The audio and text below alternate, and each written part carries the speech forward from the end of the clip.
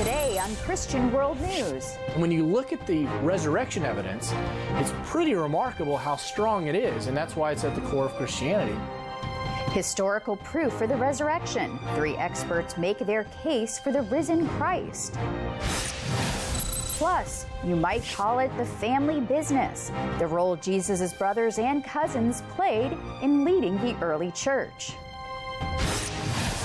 And food for the journey, how Jews are keeping alive a biblical tradition thousands of years after the Exodus out of Egypt.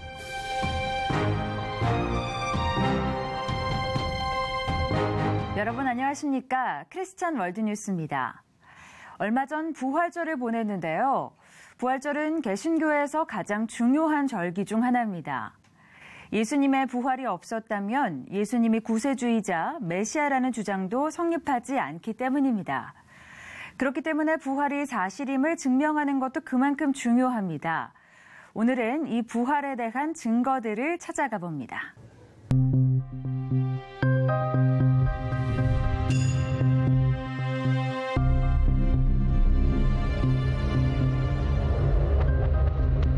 To believe the events around that first Easter, you pretty much have to believe that Jesus did indeed exist and that the New Testament can be trusted.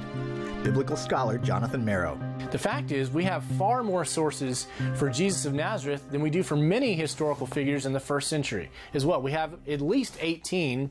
12 of those are non-Christian sources. As for the New Testament, these books are the best attested pieces of ancient literature we possess. Dallas Theological Seminary's Darrell Bach says the Bible has far more ancient pages surviving than any other book from antiquity. It's exceptional. You're talking about over 5,800 Greek manuscripts, over 8,000 Latin manuscripts. Most books that we work with in the ancient world have maybe at best a dozen manuscripts. For some, the biggest barrier to faith is believing that Jesus Christ could really have risen from the dead. But Marrow says everything hangs on that. Paul made the argument in 1 Corinthians 15, he's like, look, you can test this. If the resurrection didn't happen, Christianity is false. Whether you believe it or not, whether you're sincere about it, if the resurrection didn't happen, Christianity is false. Go to the next religion. But Christian experts say that to dismiss the resurrection, any theory you come up with to explain the historical happenings has to explain 3 historical facts. That there was an empty tomb 3 days after Jesus' body had been placed in it. He appeared to hundreds of people in numerous places for almost 7 weeks after his crucifixion. And something huge happened to turn all the cowering, cowardly disciples into bold believers, proclaiming a risen Messiah they were willing to be tortured and die for. Some suggest that the apostles all lied, a vast conspiracy theory to turn the deficit of his death into the positive of a risen Lord. But apologists like Darrell Bach here in Dallas point out that when you look at it all the way through, it's actually easier to believe in the resurrection than its alternatives. Some suggest the female disciples who first found the empty tomb might have just had the wrong tomb. But surely the Jewish leaders who'd had Roman guards placed by Jesus' burial place, and Joseph of Arimathea, who owned the tomb where Jesus was, would have quickly corrected that mistake. If you're going around preaching Jesus was physically raised from the dead and people knew where he was buried and knew where they could find his bones, that message wouldn't even get off the ground. A leading biblical apologist, Josh McDowell, says these disciples knew this. In the resurrection, where was the hardest place in the world to convince anyone it was true if it was false? Jerusalem, where a 15-minute walk by anyone could confirm the emptiness of the tomb. And then they said, you were there, you saw it. Matthew 28 points out the Jewish leaders bribed the tomb's guards to say that they'd fallen asleep, and the disciples then stole Jesus' body. But if they were asleep, how would they know it was the disciples? And if the disciples were making up Jesus' resurrection, would they have lived and died for him, and a fiction they themselves made up? And if they knew it, then you'd have to say, here were these men who not only died for a lie, but they knew it was a lie. I challenge you to find others in history that is true of. It's not. You don't die knowingly for something that you know you made up. You would back off, and that didn't happen either. These and other experts say that in truth, it takes something as radical as Jesus' resurrection to so completely transform cowardly Peter, who was so scared just before the crucifixion, he swore he didn't even know Jesus. And then you see Peter with this radical transformation going from coward to this courageous champion who's saying, look, here I stand, this is what I'm saying, this is what's true. Merrow points out Jesus' brother James was also instantly changed. James, the brother of Jesus, didn't follow Jesus during his earthly ministry. He thought he was crazy. James despised his brother, thought he was embarrassing the family, everything. And then Jesus appeared to him in James' own word, and he became the leader of the church of Jerusalem. And then after the fact, James becomes an early leader in the church and was persecuted and eventually killed for that belief. And apologists say it could only be a resurrected Jesus showing up 2 or 3 years later that could transform the church's worst persecutor into its main missionary. Saul of Tarsus was anything but a follower of believing Jesus. He went from city to city, casting his vote to have him imprisoned and executed. But in his own words, Christ appeared to him. So the main thing is just explaining, how someone like a Saul who becomes Paul even exists. He was holding the coat when people were killing the first Christians. He was adamantly opposed to this movement, and then he became a Christian. What accounts for that? The greatest murders into one of the greatest missionaries, to a Christian hater, to a Christian lover. Something happened in Paul's life that I've never found any other explanation that it even comes close to satisfying me intellectually except, and Jesus appeared to Paul after the resurrection. The first century Jews believed women were second-class citizens. So if the disciples were lying about the resurrection, they made their story all the harder to accept by putting women at the forefront. Matthew, Mark, Luke, and John, they all recount Jesus' earliest women followers finding the empty tomb. Now that's never... that in the first century, where a woman's testimony would have been about the level of just above a slave, that would not be your best foot forward. You never make up a story that way. This is what's called the criterion of embarrassment in historical Jesus studies, that you never make up the story this way. So the reason the story is this way is because it must be grounded in what happened. Saying the disciples lied about Jesus' resurrection doesn't explain his appearance before 500 people. The Apostle Paul in 1 Corinthians 15 suggested doubters go talk to them. You've got living history. You've got the people who were there to cross-check whatever message is being there. So it's not as though that these things could have been invented and no one would have challenged it. You've got this idea that there's witnesses, go investigate them. It has all the ring of truth and not the ring of that conspiracy theory where they just made this thing up to invent their own religion. A lot of people then say, well, the appearances of Jesus were hallucinations. 500 people one time. McDowell studied the research on hallucinations, which shows they're not triggered by anything external, so no two people ever have the same hallucination. Because it's all internal, subjective. Well, to have 500 people have the same hallucination, Paul would be 500 miracles equal to the resurrection.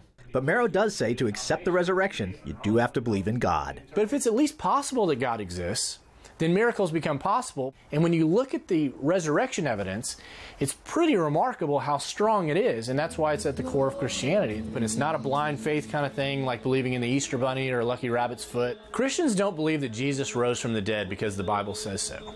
They believe he rose from the dead because that's what the earliest and best historical documents show, and that's what's the best explanation of the data. Paul Strand, CBN News. 예수님께는 아내도 자식도 없었습니다. 하지만 예수님의 뜻을 이어받은 형제와 사촌들이 있었는데요. 그 가족들의 이야기 계속해서 만나보시죠.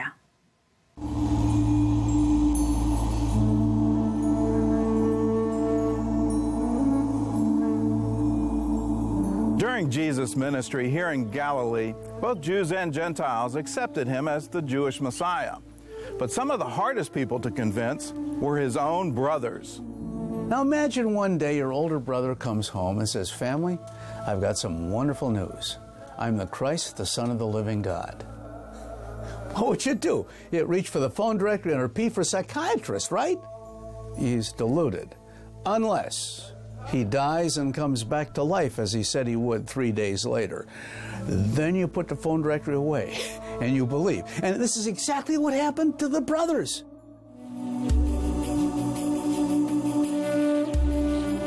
One of the neat proofs for the resurrection, quite frankly, is the conversion of James, who of course did not believe his sibling during his lifetime, but hold it, after the resurrection and Jesus appears to him, that's the end of any doubts. He becomes a leader of the church and finally writes one of the books in the New Testament.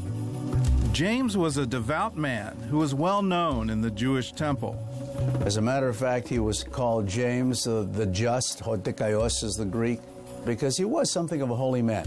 He was a beautiful bridge between Judaism and Christianity, and he was known as Old Camel Knees because he knelt so much that his knees became gnarled like that of a camel.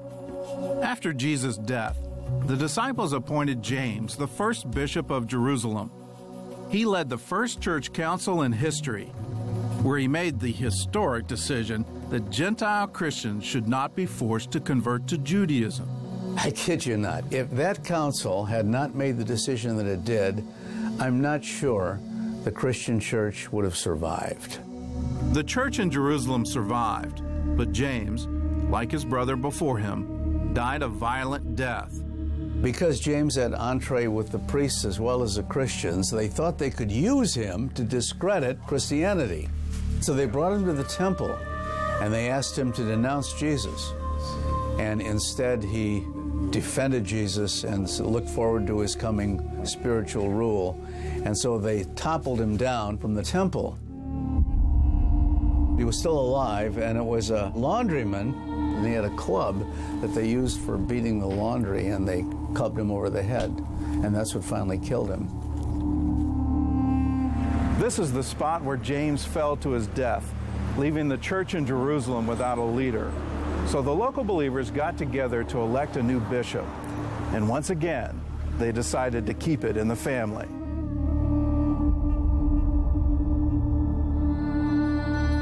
Now, the second bishop of the church was Simeon, or Simon, who was Jesus' first cousin. Let me explain that.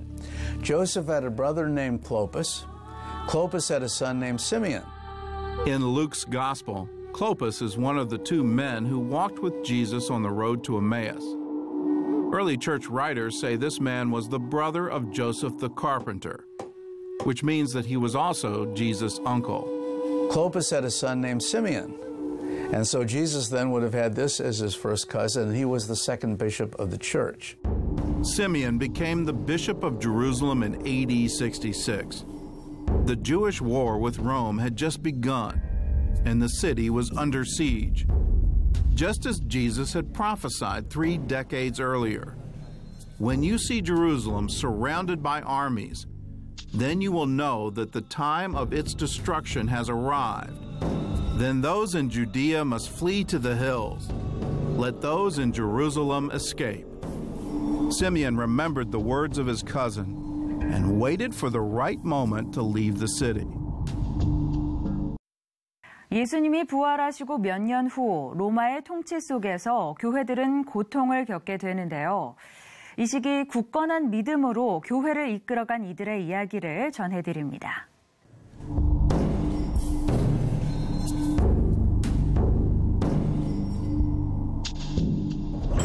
In November, the Roman army inexplicably retreated from Jerusalem for a few weeks. A military blunder historians would later call disastrous. But to Simeon, this so-called blunder was a miracle. He persuaded his congregation to flee Jerusalem, and they escaped with just the clothes on their backs. Simeon led them to safety in a Gentile city called Pella, in the hills of modern-day Jordan. We don't know why Pella specifically was chosen, except for the fact that it was across the Jordan River. It was primarily peopled by Gentiles at the area, and so therefore it would be quite a logical place of refuge if you want to get away from anything controlled by Jerusalem. Simeon and his congregation spent the next 4 years safely in Pella. While back in Jerusalem, the Romans murdered more than 1 million Jews and took another 97,000 as slaves. When the war was over, many believers returned to Jerusalem and settled here in Mount Zion, near the place where they had first received the Holy Spirit and where Jesus had celebrated the Last Supper with his disciples. They built a new Judeo-Christian synagogue on the site where the upper room had once stood. Simeon served as their leader until AD 106, when he was arrested and tortured by the Romans.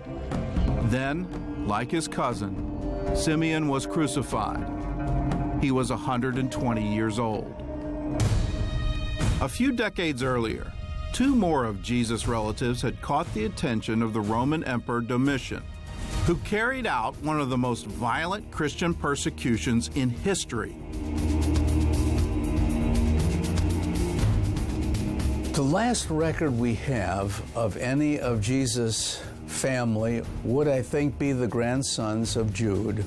Now, Jude was one of Jesus' half-brothers, you recall, and he had a son, we don't know his name, and he had sons, Jesus' grandnephews, the grandsons of Jude, were arrested and brought before the Emperor Domitian in Rome because they were of the house of David, therefore the royal dynasty, therefore they might be pretenders to the Jewish throne.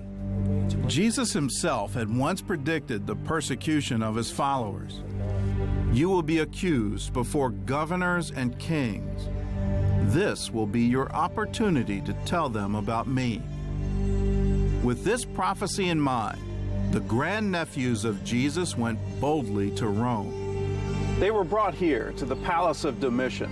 The emperor asked them a series of questions, and their very lives depended on their answers. Tell me about this kingdom of Christ. He asked them about the kingdom of Jesus and when it would be established. They replied that it was a heavenly kingdom, not an earthly one.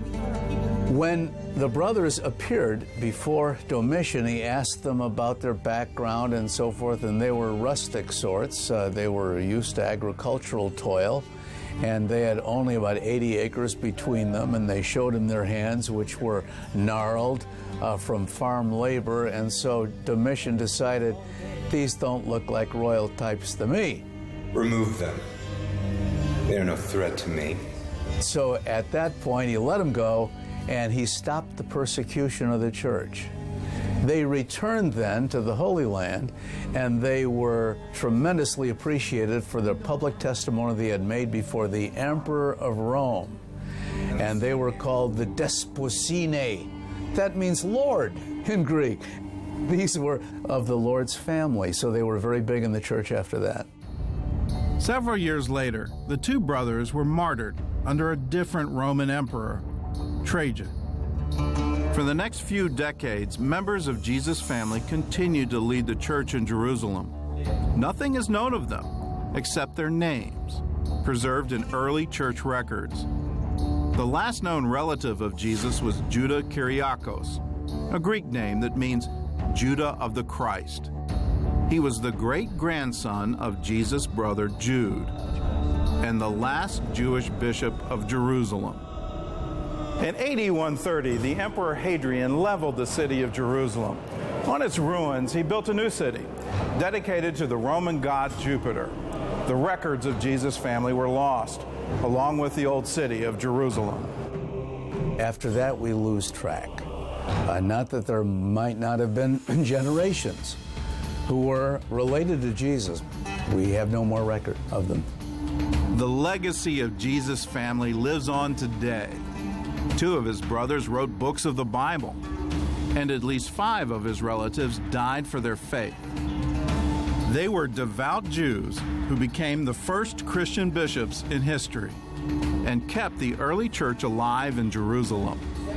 From there, the message of Jesus, their brother, cousin, and uncle, spread to the ends of the earth. We have 2,250,000,000 Christians today, the largest and most successful single phenomenon that has ever hit this planet. 매년 전 세계 유대인들은 6월절을 통해 출애굽을 기념하는데요. 6월절에 빠질 수 없는 것 중 하나가 바로 무교병이죠. 무교병이 어떤 의미를 가지고 있는지 함께 만나보시죠. The Bible calls it the bread of affliction, unleavened bread or matzah. Every year, the Jewish people are commanded to retell the story of their exodus from Egypt and to eat unleavened bread for 7 days. Because the Lord made them live very fast, they had to make bread that didn't have time to rise, and they ate this flat bread, which is matzah. Most Israelis take the commandment to eat unleavened bread very seriously, and many actually like it. Grocery stores like this one devote whole sections to it. And besides regular matzah, you can get egg, whole wheat, and even choco matzah. The regular matzah must be made of flour and water only. The flour would look to you like a regular flour, but it's not regular flour. Roy Wolf is vice president of Matzot Aviv. He told CBN News the whole process, from mixing to rolling to shaping to baking, must be finished in 18 minutes, because the moment water touches the flour, it starts rising. In reality, our process is much, much faster. We want to be as efficient as possible, and the whole process takes no longer than 3-4 minutes. But every 15 minutes, in order to avoid to have any leftovers of leavened dough, we have to clean the mixer system. Wolf is the 6th generation to work in his family's business, which started in 1887. They've been in the current factory since 1946. In the basements here where we have the flour silos today, the Haganah, the first defense forces, used to hide the weapons from the British mandate. The Last Supper would have been a Passover Seder with unleavened bread. Because of that, many Christians like to take communion with matzah. Some even say that the design of the matzah, striped and pierced, is symbolic of the Messiah himself. Chris Mitchell, CBN News. 오늘 준비한 소식은 여기까지입니다. 저는 다음 주에 다시 찾아오겠습니다. 시청해주신 여러분 고맙습니다.